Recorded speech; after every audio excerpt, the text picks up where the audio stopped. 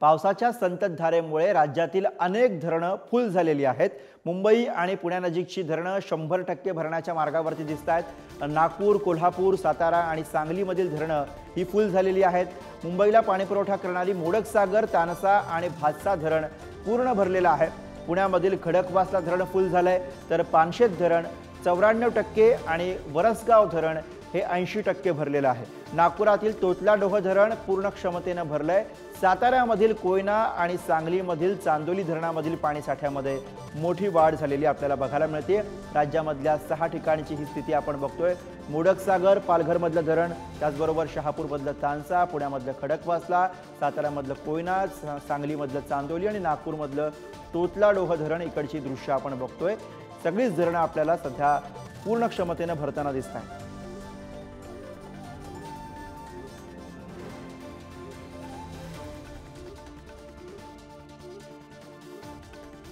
तर पुण्यामधील खडकवासला धरण हे 100% भरलेलं आहे। खडकवासला धरणामधनं 16,247 क्युसेकनं मुळा मुठा नदीमध्ये विसर्ग सुरू झालेला आहे। मुळा मुठा नदीजवळच्या वस्त्यांना धोक्याचा इशारा देण्यात आला आहे। त्याचबरोबर सतर्क राहण्याच्या सूचना प्रशासनाकडून देण्यात आलेल्या आहेत। तर पानशेत धरण हे 94% भरलंय, तर वरसगाव 80% भरलेलं आहे।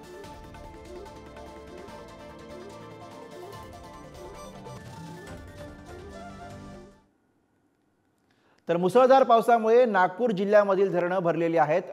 तोतलाडोह धरणाचे 14 दरवाजे उघडण्यात आलेले आहेत।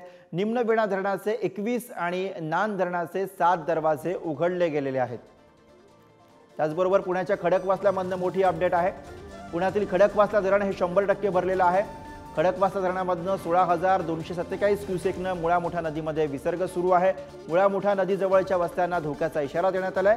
सतर्क राहण्याच्या सूचना देण्यात आलेल्या आहेत। तर पानशेत धरण हे 94% भरलेलं आहे, तर वरसगाव धरण हे 80% भरलेलं आहे। पुण्यामधली दृश्य आपण बघतोय, त्यामुळे नदीजवळच्या वस्त्यांना धोका वाढलाय। प्रशासनाकडून सतर्कतेचा इशारा देण्यात आलेला आहे।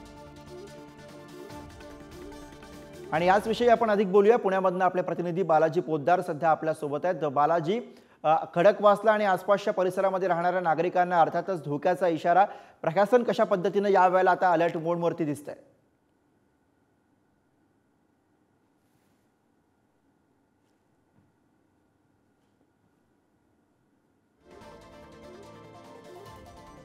बालाजी यांच्याशी आपला संपर्क काहीसा तुटलेला आहे। खडकवासल्यामधनं मुळा मुठा नदीमध्ये पाण्याचा विसर्ग सुरू झाला आहे, विसर्ग वाढवण्यात आलेला आहे आणि त्यामुळे अर्थातच नदीकाठच्या सगळ्या नागरिकांना सतर्क राहण्याचे आवाहन हे प्रशासनाकडून देण्यात आलेलं आहे।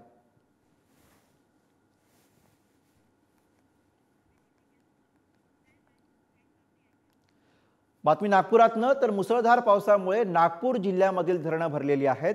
तोतलाडोह धरणाचे 14 दरवाजे उघडण्यात आले आहेत। निम्नवेणा धरणाचे 21 आणि नान धरणाचे 7 दरवाजे उघडले गेलेले आहेत। मध्य प्रदेशातील चौराई धरणाचे दरवाजे उघडल्यामुळे तोतलाडोह धरण हे 86% भरलेले आहे। तीनही धरणाचे दरवाजे उघडल्याने नदीकाठच्या गावांना सतर्कतेचा इशारा देण्यात आलेला आहे। तर नागपूरमधली एकूण स्थिती आपण बघतोय। मुसळधार पाऊस पडतोय नागपूरमध्ये आणि त्यामुळे जिल्ह्यामधली धरणं भरलेली आहेत। आणि याच विषयीचे ताजे अपडेट्स आपण घेऊया। प्रतिनिधी जितेंद्र शिंगाडे सध्या आपल्या सोबत आहे। जितेंद्र, मुसळधार पाऊस आणि त्यानंतर धरणांची एकूणच आपल्याला आश्वासक स्थिती दिसते।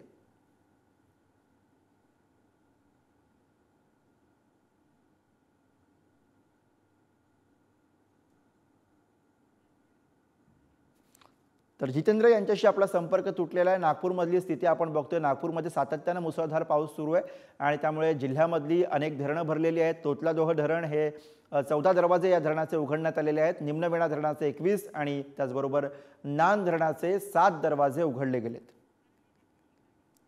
पुन्हा एकदा आपण जाऊया। प्रतिनिधी जितेंद्र शिंगाडे सध्या आपल्या सोबत आहेत। नागपूरमधल्या धरणांची स्थिती नेमकी कशी आहे याच्याविषयी अधिक माहिती घेऊया। जितेंद्र,